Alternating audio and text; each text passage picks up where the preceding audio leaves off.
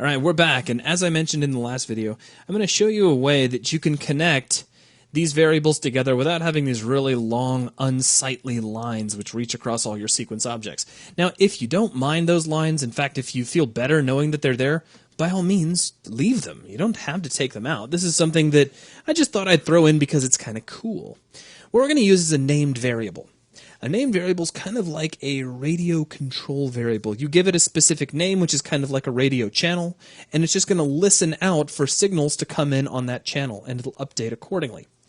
Here's how they work. First off, we need to designate kind of our base variable. He's going to be the guy that will actually change and store the data. So I'm just going to right-click out here in empty space, create a new variable, and since it's a Boolean value, true or false, we'll just create a basic Boolean variable. Now notice every single variable you create has a var name property. So we're going to call this door lock with a little bit of capitalization to make it look interesting.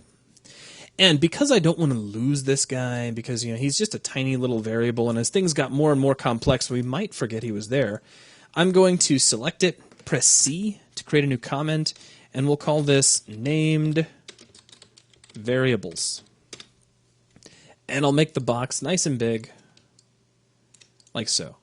So that way, we've got a nice, obvious area where any named variables will go. Okay, so this guy's going to store the data, but how do we get data over to him without any wires? This is where creating the actual named variable type comes in. What I'm going to do is come over here to this guy. Let's right-click, come down to new variable, and you'll actually see named variable. And by default, when you first bring it in, it's got a red X and some question marks in it. This is kind of like a radio which hasn't been set to a specific channel. Setting it to its channel requires that we select the variable, go into its find var name property, and we're going to set this to door lock. Now notice I typed it in all lowercase. When I press enter, notice that the capitalization updates, and now instead of a red X, we get a little green check mark to say, hey, I found the variable that you want to talk to. A signal has been established. So we're set to go. Now, all I'm going to do is disconnect this wire leading out of the target, and we're going to plug into our little door lock named variable. What's happening now is that when our little set Boolean sequence object gets a signal, it's going to transmit that signal down to the door lock named variable, which will in turn talk to our door lock variable hidden way over here without any wires connected to it. Now, all I'm going to do is take this guy who's controlling our door locks. I'm going to delete him out. And just for simplicity's sake, let's grab our existing name variable. I'll hit Control-C, fly back over here to these guys and hit Control-V. Now, we technically only need one of these, and we could create wires in between the two. Since we're already trying to make things nice and wireless at this point, we could just paste in a second copy. It's perfectly fine to do that. And now they're both listening out for changes to the door lock variable. We've got the exact same thing we had a second ago, except now it's wireless. Let's go ahead and try it out.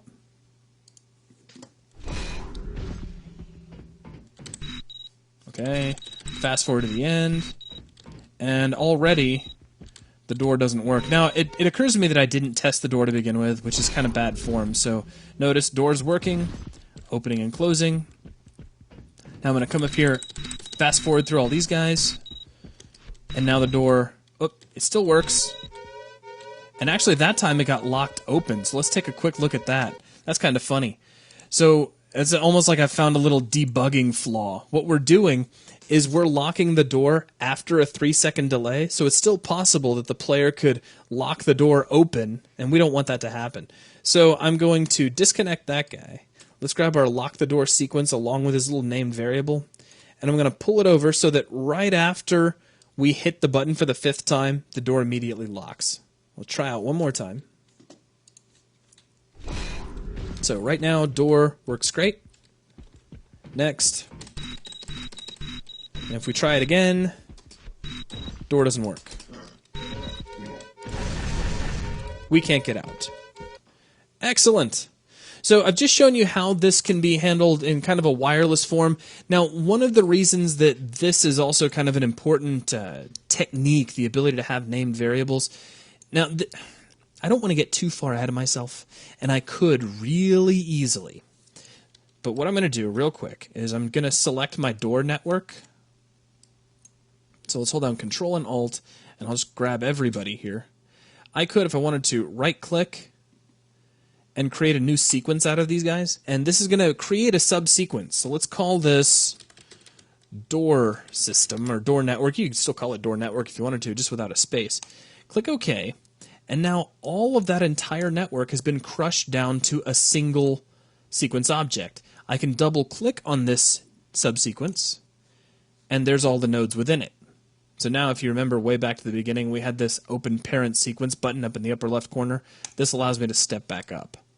Now the cool thing about that is that since we've set up this kind of wireless approach to our door system, our connections are still intact. We don't need to worry about any wires leading into or out of anybody. So everything will still work even though we've crushed this down to a single subsequence. So let's give this one more try. Everything is working.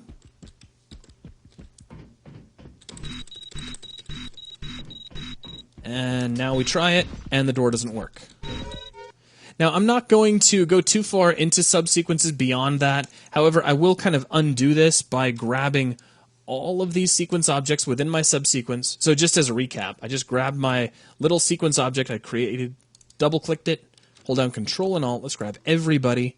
I'm going to hit Control X this time to cut, jump back up to the parent sequence, hit delete, and yes, I want to delete the selected sequence, and then hit Control V, and that'll paste everybody right back in. So it's kind of a way to undo all of that collapsing that I just did a second ago.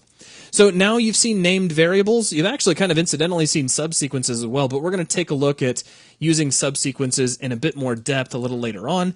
That's going to wrap things up for this video. Now from here out, I'm going to show you how to take this entire system that we did here with our little wireless nodes and how to take all this out. There will be no more named variables. We're going to do it all with a single sequence object. So all of that coming up.